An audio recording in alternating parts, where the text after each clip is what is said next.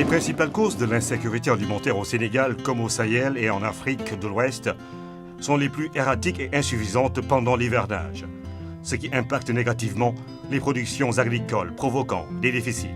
En plus de cela, une insécurité civile due à des conflits latents ou manifestes peut s'installer.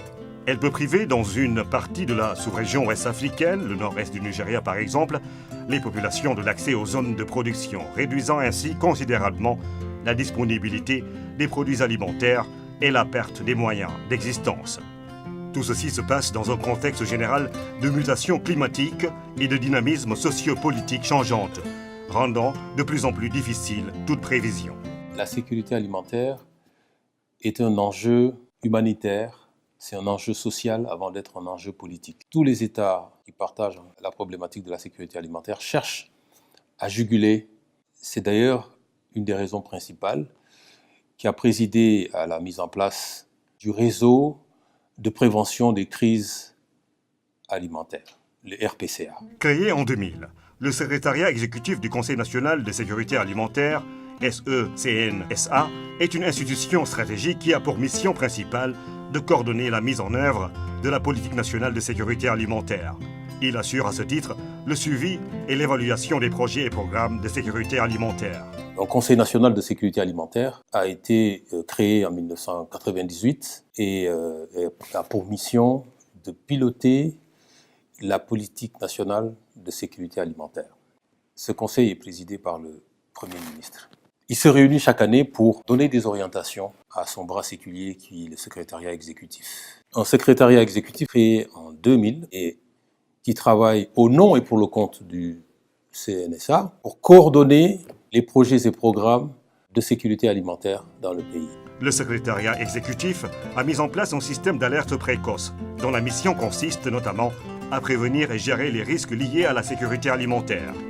Le comité technique national est constitué de l'ensemble des structures impliquées dans la mise en œuvre de la politique de sécurité alimentaire au Sénégal. Par ailleurs, plusieurs types d'enquêtes sont menées sur le terrain, lesquelles enquêtes permettent d'une part de faire le suivi de l'état alimentaire des populations et d'autre part de faire le point sur la situation de référence des ménages et surtout de dresser un bilan alimentaire de ces ménages. Nous étions allés voir le chef du village pour harmoniser et faire la situation alimentaire du village. Nous voulons connaître l'état nutritionnel de votre ménage, ce que vous utilisez comme produits alimentaires, ce que vous pratiquez comme activité et comment vous vous soignez. Deux principaux cadres d'analyse sont utilisés. L'analyse de l'économie des ménages ou Household Economy Analysis et le cadre harmonisé. L'approche HEA est un cadre d'analyse basé sur les moyens d'existence. Elle cherche à prédire l'impact des chocs sur l'accès à la nourriture des ménages dans le court terme. Le cadre harmonisé, quant à lui, est un outil partagé par l'ensemble des pays du SILS. Il permet de dresser la situation alimentaire des terroirs dans chacun des pays. C'est dans ce cadre que le plan d'urgence sécurité alimentaire, PUSA, est mis en œuvre au sortir des exercices du cadre harmonisé. Je suis vendeuse de petits déjeuners au marché. Si je parviens à faire de bonnes recettes, j'achète de quoi préparer le déjeuner. Il arrive parfois que je reste jusqu'à 14 heures sans avoir de quoi nourrir ma famille. Mon mari est malade et cloué au lit depuis plusieurs années. Cette année, j'ai reçu 45 000 francs CFA. Cette somme m'a permis de payer la ration alimentaire pour la famille, car le petit commerce que je fais ne marche pas très souvent.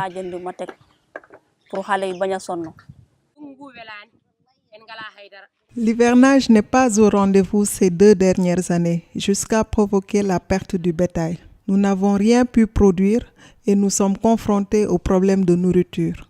Dieu merci, nous avons bénéficié du soutien du PAM qui nous a donné des bons d'achat qu'on a échangés contre de la nourriture que voici. C'est la 3e distribution et cela nous a vraiment sauvés. Pour éviter ces situations de riposte et d'assistanat continu, le Sénégal a mis en place le Programme national d'appui à la sécurité alimentaire et à la résilience, PNASAR. Contribuer à l'amélioration durable de la sécurité alimentaire et nutritionnelle des ménages, notamment les plus vulnérables, ainsi que leur capacité de résilience d'ici à 2022, tel est le but que se fixe ce programme.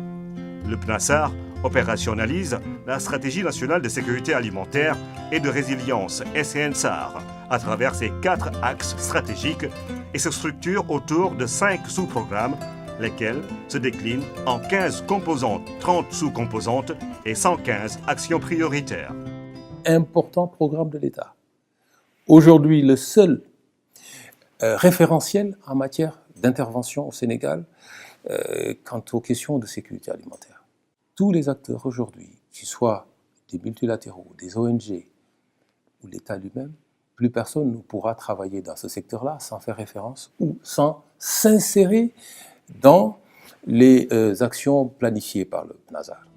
Le sous-programme 3, les nouveaux terroirs résilients, NTR, rempart contre l'insécurité alimentaire, constitue un sous-programme spécial qui permet d'agir maintenant pour éviter de se rendre toujours en posture de réaction et de riposte. Ces nouveaux terroirs résilients, c'est 3 sous-composantes. Un système d'information de qualité qui est capable de produire des informations de qualité en temps réel. Deuxième composante, ce sont les exploitations familiales résilientes. Il faut doter chaque ménage en difficulté ou projeté en difficulté, il faut le doter d'une exploitation familiale. Pour que la résilience de ces exploitations-là devienne une réalité, il faut que ces exploitations-là soient renforcées, appuyées par ce que nous appelons le service agricole. D'où la 3e composante, les unités mobiles de prestations de services agricoles. Sans des prestations de services agricoles, les exploitations familiales ne peuvent pas tenir. Le modèle des nouveaux terroirs résilients, une exploitation familiale, un ménage, 1 hectare. S'arranger pour que sur cet hectare, nous ayons de l'énergie, c'est capital. Énergie solaire ou d'autres types d'énergie. Il faut de l'eau. Il faut diversifier justement les systèmes de production sur cette exploitation d'1 hectare. Il faut faire de la production végétale, diversifier également, céréales, horticulture, mais également être dans la production animale pour doter l'exploitation familiale de suffisamment de produits diversifiés. Donc, lorsque vous avez une exploitation comme ça d'1 hectare, vous avez un ménage qui s'attelle justement à la mise en œuvre justement de cet hectare-là, qui travaille toute l'année parce qu'il y a de l'eau, qui travaille également tout le temps parce qu'il y a de l'énergie, vous avez de la production suffisamment pour nourrir le ménage, vous avez de la surproduction qui peut être vendue pour effectivement aider le ménage à disposer de ressources financières. Nous avons construit la résilience de nos ménages. Le chef de l'État d'ailleurs insiste sur ces questions alternatives justement à la pluie. On ne peut pas prétendre à l'émergence si nous continuons à ne compter que sur la pluie. Il faut absolument que nous changions de manière de travailler. C'est ça la nouvelle manière de travailler de l'État du Sénégal pour accompagner les ménages. Et c'est comme ça que nous allons sortir définitivement de ce tourbillon de l'insécurité alimentaire qui menace chaque année notre pays. Dans le cadre de la mise en œuvre de ces projets et programmes, le secrétariat exécutif du Conseil national de sécurité alimentaire est accompagné et soutenu par des partenaires techniques et financiers tels que la FAO à travers le PROACT, la JICA, le PAM, mais également des partenaires bilatéraux tels que le Canada. Ces partenaires interviennent dans divers secteurs liés à la sécurité alimentaire et à la résilience. Depuis 2017, nous avons lancé le projet de renforcement de capacités en matière de gouvernance de la sécurité alimentaire et de la résilience, pour venir en appel à la mission de coordination de la sécurité alimentaire du SUCNSA. Nous entendons avec cette intervention aider à lever les difficultés sur le plan opérationnel, liées surtout à la collecte et au partage des informations cruciales sur la sécurité alimentaire dans l'ensemble du Sénégal.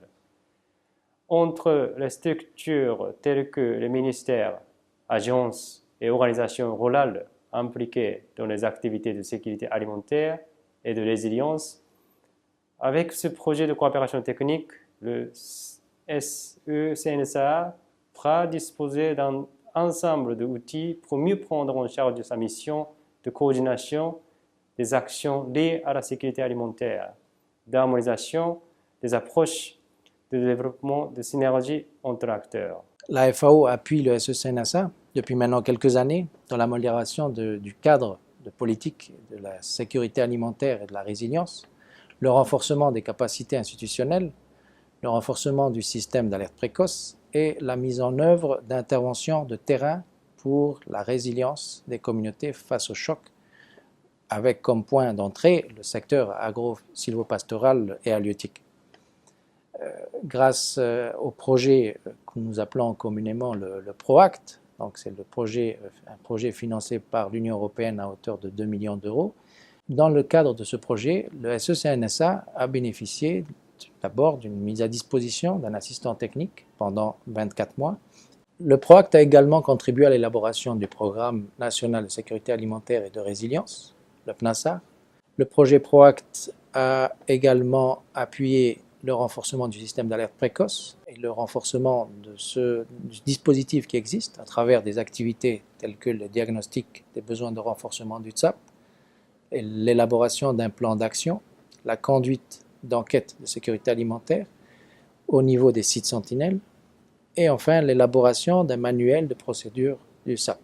La FAO envisage de travailler dans les mois, les années qui suivent à travers déjà le projet PROACT, d'accompagner le SECNSA dans la définition et l'application de ces nouvelles priorités, notamment la territorialisation des interventions de sécurité alimentaire et de résilience à travers son approche Nouveau territoire résilient. Dans ce cadre, il est prévu que la FAO apporte un appui pour une étude de faisabilité de ces INTER. Le PAM a mis en place un programme de renforcement de capacité du SECNSA et d'appui de la cellule nationale du système d'alerte précoce.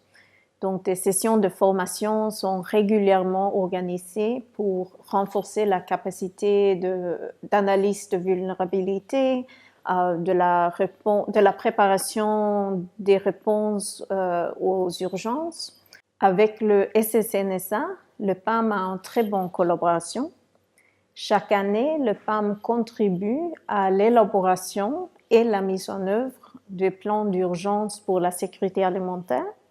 Donc, cette année, pour la période de soudure, le PAM assiste principalement les populations affectées par les chocs climatiques au nord du pays, surtout Matam et Podor, des régions sahéliennes qui sont très vulnérables aux chocs climatiques. Le PAM met plus l'accent sur l'appropriation et la durabilité des solutions de développement.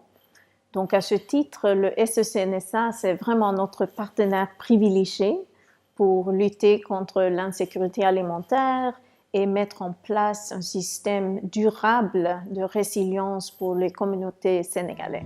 La réalisation efficace des actions permettra d'augmenter sensiblement les différentes productions et permettre une meilleure résilience des populations.